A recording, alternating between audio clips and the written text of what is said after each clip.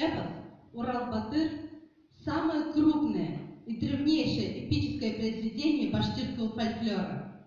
Мысль о бессмертии подвига героев, борющихся против сил зла, о прославлении вечно живой и обновляющейся жизни – такова гуманистическая сущность эпоса.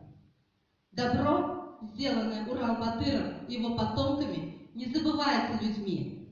Сюжет эпоса довольно сложен и построен на описании борьбы Урал-Батыра за счастье людей со злыми силами природы. Бурун-бурун-бурундан, киши мадар киймеген, килип аяк басмаган, ул чирәле куры ер, барлыгын һич кем белмәгән, дүрт ягын диңгез ураткан.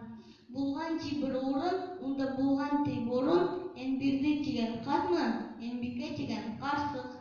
Кайда барса уларга, шул урында юласык.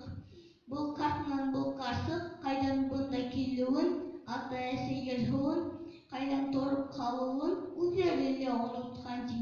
Икәүдән икәү шул ердә башлап гомер иткән ди. Тора бара бу икәү, ике улдары булып киткән ди. Шүлгән булган олыһы, Урал булган кисеһе.